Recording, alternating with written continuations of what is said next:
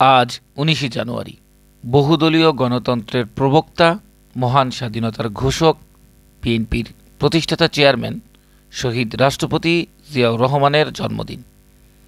৮৯তম জন্মবার্ষিকী উপলক্ষে ফুল দিয়ে শ্রদ্ধা নিবেদন জানাতে আসে ঢাকা মহানগর উত্তরের জাতীয়তাবাদী মৎস্যজীবী দল।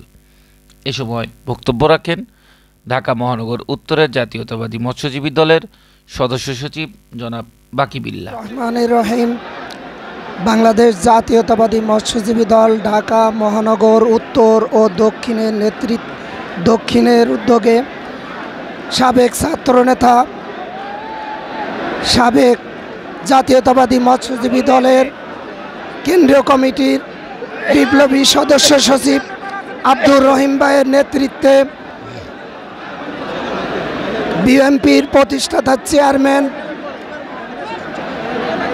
এবং বাংলাদেশের প্রথম রাষ্ট্রপতি শহীদ প্রেসিডেন্ট জিয়াউর রহমানের ৮৯তম জন্মবার্ষিকী উপলক্ষে আমরা এসেছি তার মাজারে শ্রদ্ধা জানাতে। আমরা শহীদ প্রেসিডেন্ট জিয়াউর রহমান জীবিত অবস্থায় যখনই দল, দেশ এবং দেশের জনগণ যখনই বিপদে পড়েছে, তিনি সেই বিপদে সাথে সাথে সামনের সারিতে থেকে নিজের দায়িত্বে এদেশের মানুষকে, দেশকে উদ্ধার করেছেন। তার কারণ ৭৫ সালে যখন ক্ষমতা দখল করে বাকশাল কায়েম করা হলো, স্বাধীনতা যুদ্ধে যেমন তিনি স্বাধীনতা যুদ্ধের বাংলাদেশের স্বাধীনতা যুদ্ধের ঘোষণা দিয়েছিলেন সর্বপ্রথম এবং নেতৃত্ব দিয়েছিলেন, এবং যখনই এই আওয়ামী লীগ ক্ষমতায় আসে তখনই তারা বাকশালের দিকে ঝুঁকে পড়ে। এই শেখ হাসিনা ক্ষমতায় এসেও ঠিক ৭২-৭৫-এর মতো সমস্ত সংবাদপত্রকে তাদের টুটি চেপে ধরে একদলীয় শাসন ব্যবস্থা তারা কায়েম করেছিল। এখানে শহীদ রাষ্ট্রপতি জিয়াউর রহমান নাই, কিন্তু তার সন্তান রয়েছে, তার উত্তরাধিকারী রয়েছে। এখানে তারেক রহমানের নেতৃত্বে সমগ্র আপামর বাংলাদেশের জনগণ এবং ছাত্র জনতা ৫ই আগস্টে দ্বিতীয়বার এই বাংলাদেশ স্বাধীন হওয়ার পরে আজকে আমরা স্বস্তির নিঃশ্বাস ফেলতে পারছি।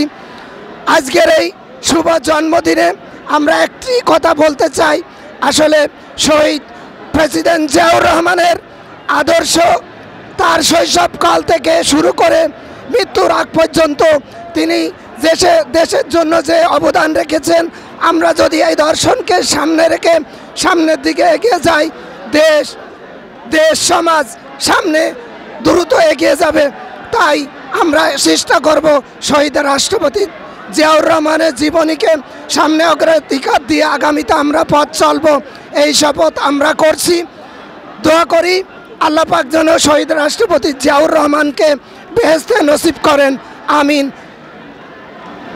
দেশনেত্রী বেগম খালেদা জিয়া জিন্দাবাদ, তারুণ্যের অহংকার তারেক রহমান জিন্দাবাদ, এবং শহীদ জিয়া অমর হোক। সবাইকে ধন্যবাদ। নিবিড় চৌধুরী, প্লাস টিভি, ঢাকা।